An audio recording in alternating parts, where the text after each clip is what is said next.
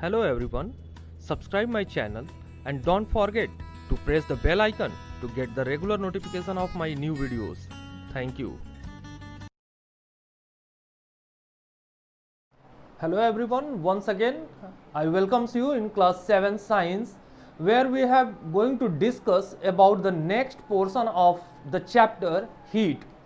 Heat के पहले वाले पोर्शंस के बारे में हम लोगों ने डिस्कस किया था जिसमें हम लोगों ने जाना कि हीट क्या होती है, हीट का मेजरमेंट कैसे होता है, टेम्परेचर क्या होता है, थर्मामीटर क्या होते हैं, ये सब हम लोगों ने डिस्कस कर लिया। आज हम बात करेंगे कि अगर हीट का ट्रांसफ़र अगर हो, यानी एक जगह से दूसरी जगह अगर हीट जाती है तो कैसे जाती है, उस टॉपिक का नाम ही है हमारा ट्रांसफ़र ऑफ हीट। तो ट्रांसफ़र ऑफ हीट जब हम बात करेंगे, यानी ट्रांसफर का मतलब क्या हुआ, स्थानांतरण, यानी एक जगह से हीट कहां सप्लाई करी जा रही है, एक दूसरी जगह पे की जा रही है।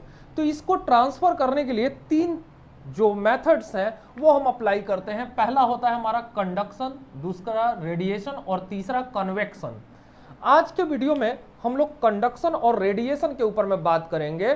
कन्वेक्शन क्योंकि थोड़ा एक समझने वाला टॉपिक है, एक अलग से इस पे बड़ा वीडियो बनाया जा सकता है, तो इसलिए कन्वेक्शन को हम लोग नेक्स्ट वीडियो में लेके आएंगे और हमारा चैप्टर भी कंप्लीट हो जाएगा। सो कंडक्शन और रेडिएशन को थोड़ा ध्यान से आप लोग देखिए, समझिए, और कोई भी प्रॉब्लम हो तो मुझे कमेंट बॉक्स में जरूर बताइएगा। तो चलिए स्टार्ट करते हैं सीधे कंडक्शन के बारे में। कंडक्शन आपने सुना भी होगा, कंडक्शन का मतलब क्या होता है, संवहन करना, एक जगह से दूसरी जगह चीजों को ले जाने के प्रोसेस को कंडक्शन कहते हैं। तो कह रहा है कि जब हम लोग बात करेंगे हीट के बारे में, हीट के ट्रांसफर की बात करेंगे, तो यहां पे हम लोग कंडक्शन को डिफाइन करते हैं, the process of transfer of heat from a hotter region to the colder region. यानी किसी गर्म जगह से ठंडी जगह की तरफ जब हीट का ट्रांसफर होता है तो उस प्रोसेस को हम लोग कहते हैं कंडक्शन। अक्सर ये हम लोग देखते हैं कि घरों में अगर हमारे खाना बन रहा है, अगर तवा बैठा हुआ है रोटी बनाने के लिए, तो सीधे जो इस पे रोटी हम लोग डालते हैं, तवे का जो गोल सरफेस होता है उसको वो सीधे हीट के ऊपर होता है। धीरे धीरे धीरे धीरे हीट अगर ट्रांसफर होगी, अगर उसका हैंडल भी अगर मेटल का ही बना हुआ होगा तो वो भी धीरे धीरे क्या हो जाएगा, गर्म हो जाएगा। सस्पेन है, चाय बनाते हैं, तो उस चाय बनने वाले सस्पेन को हम लोगों ने गैस के ऊपर में रखा हुआ है, धीरे धीरे उसकी हैंडल भी क्या हो जाएगी, गर्म हो जाएगी, अगर उसके ऊपर में कोई प्लास्टिक कवरिंग वगैरह नहीं लगी है तो इस तरीके से ट्रांसफर हो रहा है। यानी कुछ देर में धीरे धीरे वो कोई भी सामान हमारा है वो गर्म होगा और उसमें हीट ट्रांसफर हो जाएगी। यहाँ पे हम लोग अगर एक एक्टिविटी देखें तो यहाँ पे एक हम लोगों ने मोमबत्ती जला ली है और इस मोमबत्ती के ऊपर में हम लोगों ने एक रॉड जो है इसके ऊपर में प्लेस कर दिया है। अब इस रॉड के ऊपर में थोड़ा थोड़ा मोम लगा करके और इसमें कीले लगा दी हैं हम लोगों ने, और इसके बाद में इसको हम लोग क्या करेंगे, गर्म करेंगे। तो धीरे धीरे ये जो सिरा गर्म होगा, तो गर्म होने के बाद हम इसको देखेंगे तो देखने में क्या होगा, सबसे पहले यहाँ की जो मोम लगी हुई कील है वो क्या होगी, पहले गिरेगी, फिर कुछ समय के बाद में 1-2 सेकंड के बाद में ये कील जो है कोलैप्स कर जाएगी, ये कील जो है गिरेगी, फिर सबसे लास्ट में जो सबसे दूर वाली कील है वो गिरना शुरू कर देगी। अब इस बात को समझने की बात है कि यहाँ पे हम इसको कैसे समझते हैं कि आखिर हुआ क्या, ये सारी की सारी कीलें गिरी क्यों। क्योंकि ये पोर्शन हीट के ऊपर था, यानी सोर्स जो था हीट प्रोड्यूस करने का वो था मोमबत्ती, और मोमबत्ती के ऊपर वाला सिरा गर्म हो रहा था। लेकिन धीरे धीरे जो उससे दूर वाले पोर्शंस थे, जो दूर वाले एंड्स थे, उन पे लगे हुए मोम के साथ में जो कीलें थी लोहे की, वो भी गिरती चली गई। तो ऐसा क्या हुआ थोड़ी देर के बाद में, इसको हम लोग थोड़ा समझेंगे। यहाँ पे जब हमने इनको गर्म किया तो इसको समझ लेते हैं, इनमें बहुत सारे ऐसे पार्टिकल्स हैं। कोई भी एलिमेंट है, कोई भी सब्सटेंस है, वो छोटे छोटे पार्टिकल या एटम से मिलकर के बना होता है।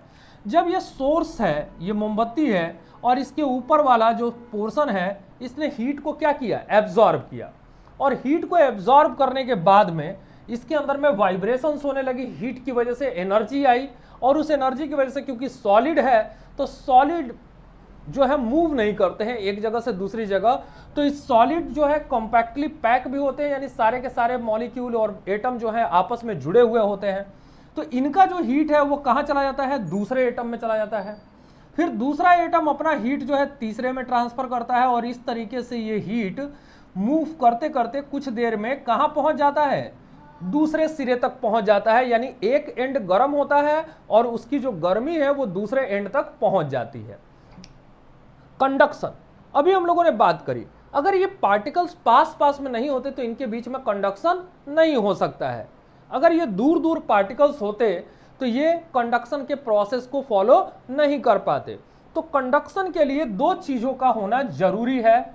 सबसे पहला क्या है, the objects should be in contact. दोनों ऑब्जेक्ट जो है वो कैसे होने चाहिए, कॉन्टैक्ट में होने चाहिए। और दूसरी बात है कि ऑब्जेक्ट्स हैव डिफरेंट टेम्परेचर, यानी इनका जो टेम्परेचर है वो भी क्या होना चाहिए, अलग अलग होना चाहिए। यानी ये पोर्शन जल्दी गर्म हुआ तो इसका टेम्परेचर क्या होगा, ज्यादा होगा as a compare to the end B. अगर इसको एंड ए और इसको एंड बी करते हैं तो एंड ए का टेम्परेचर जल्दी बढ़ेगा क्योंकि ये सोर्स के ठीक ऊपर है, और बी धीरे धीरे हीट ट्रांसफर होते होते उसका टेम्परेचर बढ़ा। तो दोनों के टेम्परेचर क्या है, डिफरेंट है। तो ऑब्जेक्ट कांटेक्ट में होने चाहिए। अगर एक से दूसरे ऑब्जेक्ट को अगर हम जोड़ दे तो उसमें भी हीट क्या होती जाएगी, ट्रांसफर होती चली जाएगी, लेकिन उनको साथ में होना जरूरी है। तो कंडक्शन जनरली, जो कंडक्शन का प्रोसेस है ये कहां परफॉर्म होता है, the conduction generally takes place in solids. जो भी सॉलिड सब्सटेंसेस होते हैं उनमें कंडक्शन का प्रोसेस परफॉर्म होता है। अब ये सॉलिड सब्सटेंसेस तो अलग अलग तरीके के हैं भाई, कई तरीके के हैं, लेकिन हर सब्सटेंस जो है वो कंडक्शन के प्रोसेस को अलग अलग तरीके से परफॉर्म करता है। It means they are performing the process of conduction in their own way. जैसे मेटल्स हैं, अगर हम मेटल्स की बात करें तो हम लोग जानते हैं कि metals are the good conductor of heat, heat के अच्छे कंडक्टर माने जाते हैं। तो उस आधार पे हम लोग कंडक्शन के ऊपर में, अगर हम कंडक्शन की बात करें तो on the basis of the conduction the substances are of two types. Substances जो है वो कितने तरीके के होते हैं, दो तरीके के होते हैं। एक को कहते हैं हम लोग कंडक्टर, क्या कहते हैं, कंडक्टर, और एक को कहते हैं इंसुलेटर, कंडक्टर एंड इंसुलेटर। तो कंडक्टर क्या होते हैं, the substance that allow heat to pass through them. ऐसे सब्सटेंस जो अपने से हो करके हीट को जाने देते हैं, ट्रांसफर होने देते हैं, एक पॉइंट से दूसरे पॉइंट तक जाने देते हैं, ऐसे सब्सटेंसेस को हम लोग कहते हैं कंडक्टर। एग्जाम्पल क्या होंगे, ऑल मेटल्स, जितने भी मेटल्स हैं they are the good conductor. Insulator क्या होते हैं, the substance which do not allow heat to pass through them। ये उनसे हो करके नहीं जाए। जैसे एग्जाम्पल क्या हो सकता है, वुड हो सकता है, रबर हो सकते हैं, प्लास्टिक हो सकता है। तो ये सब सब्सटेंसेस क्या है, इनको हम लोग कहते हैं कि दे आर द इंसुलेटर्स। तो इनको हम लोग इंसुलेटर के नाम से जानते हैं। तो यहाँ पे हम लोगों ने जाना कि कंडक्शन का प्रोसेस क्या होता है, और कंडक्शन के लिए दो जो हमारे रिक्वायरमेंट्स हैं वो क्या है कि कोई भी सब्सटेंस कांटेक्ट में हो और उनके टेम्परेचर जो है वो डिफरेंट हो।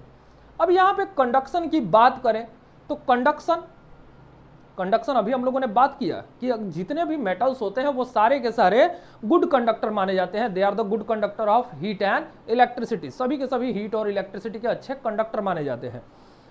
इसीलिए जितने भी हमारे घरों में यूटेंसिल्स है, खाना बनाने वाले हमारे बर्तन हैं, वो सभी के सभी किसके बने होते हैं, मेटल्स के बने होते हैं। लेकिन अगर हम लोग दूसरी तरफ बात करें इंसुलेटर्स का, वो भी हमारे लिए बड़े जरूरी हैं। उनके बिना भी कहीं ना कहीं जो हमारे डेली लाइफ प्रोसेसेस हैं वो इफेक्ट हो सकते हैं। उनका क्या रोल होता है, जैसे अगर हम लोग थोड़े से इंसुलेटर्स के बारे में अगर बात करें कि इंसुलेटर किस तरीके से हमें मदद करते हैं, तो उसके बारे में थोड़ा सा समझेंगे, दो चार पॉइंट्स में समझने का प्रयास करेंगे कि क्या है इंसुलेटर और उनके रोल क्या क्या होते हैं हमारे बीच में। तो चलिए थोड़ा सा इंसुलेटर के बारे में बात कर लेते हैं। इंसुलेटिंग हैंडल्स, तो इंसुलेटिंग हैंडल्स, इंसुलेटिंग हैंडल्स। जो भी हमारे यूटेंसिल्स होते हैं जैसे कुकर है, सॉसपैन है, इन सब के ऊपर में आप देखते हो कि बेकेलाइट की हैंडल्स जो है वो लगे होते हैं, वो भी प्लास्टिक से, आपने पढ़ा होगा प्लास्टिक के हैंडल्स लगे होते हैं। तो प्लास्टिक क्या होता है? Plastic is insulator that do not allow the heat to pass through them. तो कुकर के ऊपर में, सॉसपैन के ऊपर में, या कोई भी हमारे ऐसे बर्तन जिनके ऊपर में प्लास्टिक के हैंडल्स लगे होंगे या उसके ऊपर में कवर लगे होंगे, तो उसमें हीट ट्रांसफर नहीं होगा और आसानी से हम उसको यूज कर पाएंगे। तो इंसुलेटिंग हैंडल्स। दूसरा जो हमारा पॉइंट है वो है कि false ceilings. False ceiling, false ceiling क्या होती है? सीलिंग का मतलब होता है छत। तो कई बार क्या होता है कि जो हमारे जैसे ऑडिटोरियम्स वगैरह होते हैं या दुकान होती है, तो उसके बीच में क्या करते हैं, छत और छत के बीच में थोड़े से कुछ जगह पे वुडन का, कार्डबोर्ड का, थर्माकोल से भर करके एक सीलिंग बना दी जाती है। मतलब वो फॉल्स सीलिंग है। फॉल्स का मतलब वो छत नहीं है बल्कि छत जैसा महसूस हो रहा है। हमारा एक छत है लेकिन उसके बीच में, हमारे और उस छत के बीच में एक और थोड़े से गैप में क्या बना दिया जाता है, एक और छत बना दी जाती है, उसमें हवा भरी रहती है। अब ये जो हवा भरी है उसकी वजह से क्या होगा, जब ठंडी के दिन होंगे तो उस रूम के अंदर में गर्माहट रहेगी, क्योंकि एयर जो होता है एक इंसुलेटर की तरह काम करता है। उसी तरीके से जब गर्मी का दिन होगा तो गर्मी में भी वो रूम जो है हमारा ठंडा रहेगा, क्योंकि एयर जो है बाहरी हीट को अंदर आने नहीं देगा। तो इस तरीके से एयर जो है वो इंसुलेटर का काम करता है। तो फॉल्स सीलिंग में हमारी मदद कर दिया। इसके अलावा उलेन गारमेंट जो हम लोग पहनते हैं, उलेन क्लॉथ्स, उलेन क्लॉथ्स, तो उलेन क्लॉथ्स भी क्या करते हैं, हमारे शरीर और जो स्वेटर हम लोग पहनते हैं शर्ट्स वगैरह के ऊपर में, तो ये स्वेटर्स क्या काम करते हैं, ये हमारे शरीर के अंदर जो मौजूद एयर है उसको ट्रैप कर लेते हैं, उनके अंदर में हवा भर जाती है। अब वो जो हवा है हमारे शरीर के हीट को बाहर निकलने नहीं देती और उससे हमें क्या महसूस होता है, गर्माहट महसूस होती है। तो इस तरीके से वो हमारे बॉडी टेम्परेचर को मेंटेन रखने में मदद करते हैं। आपने इग्लूज के बारे में सुना होगा, इग्लूज कहाँ मिलते हैं, हमारे नॉर्थ पोल पे मिलते हैं इग्लूज। और जो स्कीमोज होते हैं, वो स्कीमोज जो अपने रहने के लिए घर बनाते हैं पहाड़ों पे, बर्फीली जगहों पे, वो इग्लूज कहलाते हैं, जिसमें वो आइस क्यूब का यूज करते हैं। तो उसमें दोहरी दीवार बनाते हैं और एक हेमिस स्फेयर में उसका शेप देते हैं। तो ये दोहरी दीवार क्या करती है कि बाहर जो चलने वाली ठंडी ठंडी हवाएं हैं उससे उनको बचा के रखती है, और अंदर का टेम्परेचर तो बर्फ ही बर्फ है, तो वो अंदर का टेम्परेचर सेम ही रहेगा, लेकिन बाहर जो बर्फीली हवाएं चल रही हैं उससे उनको बचा के रखेगा और उनको गर्मी प्रोवाइड करेगा। तो इग्लूज बनाए जाते हैं। तो ये सब कुछ हमारे एप्लीकेशंस हैं जो इंसुलेटर हमारे लिए परफॉर्म करते हैं। तो कंडक्शन आपने समझ लिया होगा। अगर इसमें कोई भी अगर प्रॉब्लम आती है समझने में तो मुझसे पूछिएगा। अगला जो हमारा प्रोसेस है वो है रेडिएशन। तो रेडिएशन के बारे में हम लोग बात करने वाले। चलिए रेडिएशन के ऊपर में बात करते हैं। तो रेडिएशन क्या है? रेडिएशन एक ऐसा प्रोसेस है हीट ट्रांसफर का जो कि सीधे सीधे दो ऑब्जेक्ट्स के बीच में होता है। एक सोर्स जो हीट प्रोड्यूस कर रहा है और दूसरा जो ऑब्जेक्ट हीट को एब्जॉर्ब कर रहा है, और इन दोनों के बीच में किसी तरीके का कोई कनेक्शन नहीं होता है। जैसे ठंडी के दिनों में जब हमें ठंड लगती है तो हम बाहर क्या चीज ढूंढते हैं, पता है आप सभी को? सूरज को ढूंढते हैं। देखते हैं कि जहां सन की लाइट ज्यादा आ रही है हम जाकर के धूप में बैठ जाते हैं और धीरे धीरे हमें गर्मी महसूस होने लगती है, हम अपने शरीर को वार्म अप कर लेते हैं। तो वो गर्मी कैसे आई? घरों में जब हमारे हीटर जलता है तो हीटर जब जल रहा होता है तो उससे जो गर्मी आती है उसको हम लोग एब्जॉर्ब करते हैं, उससे हीट लेते हैं। लेकिन जैसे ही अगर हम लोगों ने हीटर अगर बंद कर दिया तो क्या महसूस होने लगता है? हमें ठंडी महसूस होने लगती है। तो ऐसा क्यों हुआ भाई? हीटर से हमें क्या मिल रहा था? हीट मिल रहा था। ऐसा तो नहीं था कि हमने हीटर को पकड़ करके बैठा हुआ है और हीटर से लगातार जो है जैसे कंडक्शन के प्रोसेस में हीट हम ले रहे थे उस तरीके से हीट ले रहे हो। तो वो जो प्रोसेस है हीट लेने का बिना किसी बॉडी के संपर्क में आए, तो उस प्रोसेस को क्या कहते हैं? रेडिएशन कहते हैं। तो रेडिएशन क्या है? Radiation is the process of transfer of heat between the two object one is the heat source and second one is the heated object. They have no contact at all. इस process में radiation is the process of transfer of heat without any contact between the two object. ये एक ऐसा process है जिसमें दो objects के बीच में कोई कनेक्शन नहीं होता है. जैसे यहाँ पे आप डायग्राम में देख रहे हो, सूरज है और अर्थ है, तो क्या हमारा सन के साथ में क्या कांटेक्ट है? कोई ऐसा कांटेक्ट है? कोई वायर हम लोगों ने जोड़ के रखा है सन के साथ में कि उससे हीट ट्रांसफर होती रहे? ऐसा कुछ भी नहीं है. उससे जो हीट आ रही है वो बिना किसी मीडियम के आ रही है. तो ये एक ऐसा प्रोसेस होता है जिसमें किसी भी मीडियम की जरूरत नहीं होती है हीट ट्रांसफर के लिए. इसमें एक सोर्स चाहिए और दूसरा क्या होता है, हमारा ऑब्जेक्ट होता है जो हीट को एब्जॉर्ब करता है. अब हीट को एब्जॉर्ब करता है, हीट लेता है, तो अब हीट लेने के ऊपर में मटेरियल कई तरीके के होते हैं. जैसे अगर हम लोग बात करें कि कौन से ऐसे ऑब्जेक्ट हैं जो हीट को एब्जॉर्ब कर लेते हैं. यहाँ पे जो हमारा एटमॉस्फेयर है वो धीरे धीरे क्या होता है, गर्म होता है रेडिएशन के प्रोसेस में. तो गर्म होता चला जाता है, हमारा एटमॉस्फेयर गर्म होता है, तो उससे कुछ ऐसे सब्सटेंसेज हैं जो सीधे सीधे हीट को क्या कर देते हैं, एब्जॉर्ब कर लेते हैं. अब वो कैसे एब्जॉर्ब करते हैं भाई, जैसे यहाँ पे एप्लीकेशन की बात करते हैं तो कहता है कि गर्मी के दिनों में जब आप अभी निकलते हो धूप में और आपने डार्क कलर के कपड़े पहने हैं, जनरली अगर ब्लैक कलर का कुछ कपड़ा पहना है तो आपको ज़्यादा गर्मी महसूस होगी. इवन हम लोग अगर अपनी बात करें तो अगर हम लोग ब्लैक शूज़ पहने रहते हैं कभी गर्मी के दिनों में और धूप में खड़ा होना पड़ता है तो पैरों के अंदर में जलन होने लगती है. ऐसा क्यों होता है? क्योंकि वो ब्लैक कलर जो होता है, black colour is the good absorber of the heat. Black colour को ऐसा माना जाता है कि वो हीट को बहुत अच्छे से एब्जॉर्ब करता है. तो इसीलिए गर्मी के दिनों में हमें कहा जाता है कि आप लाइट कलर के कपड़े पहनिए. और लाइट कलर के कपड़े क्या करते हैं, हीट को रिफ्लेक्ट कर देते हैं, हीट का रिफ्लेक्शन हो जाता है. तो हीट के रिफ्लेक्शन अगर होंगे ज़्यादा से ज़्यादा, यानी वो एब्जॉर्ब नहीं कर रहे हैं, और जब एब्जॉर्ब नहीं कर रहे हैं तो हमें गर्मी कम महसूस होगी. तो इसीलिए गर्मी के दिनों में हम लोग लाइट कलर के कपड़े पहनते हैं. दूसरा है सोलर कुकर. अगर आपने सोलर कुकर देखा होगा तो उसका जो सरफेस होता है, इंटरनल सरफेस होता है, और ऊपर का जो सरफेस होता है उसको परफेक्टली ब्लैक कलर से पेंट किया जाता है ताकि वो सन की लाइट को ज़्यादा से ज़्यादा एब्जॉर्ब कर सके और जो सोलर कुकर का मेन एम है वो फुलफिल हो सके.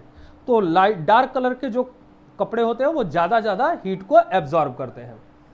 इलेक्ट्रॉनिक हीटर जो हमारे घरों में होते हैं, इलेक्ट्रिक हीटर, वो क्या करते हैं, उनके पीछे में रिफ्लेक्टर लगा होता है जो हीट को हमारे ऊपर में थ्रो करते हैं, रिफ्लेक्ट करते हैं, जिससे हमें गर्मी महसूस होती है. जो देश इक्वेटर पे या इक्वेटर के आसपास मिलते हैं, मध्य रेखा पे जो देश होते हैं, वहाँ पे गर्मी ज़्यादा पड़ती है क्योंकि सन की डायरेक्ट रेज वहाँ पे पड़ती है. तो उन जगहों पे अपने घर के जो बाहरी दीवारें हैं उनको लाइट कलर के पेंट से पेंट किया जाता है, और वो कलर जो है एक रिफ्लेक्टर की तरह काम करता है जो हीट को एब्जॉर्ब नहीं करता है.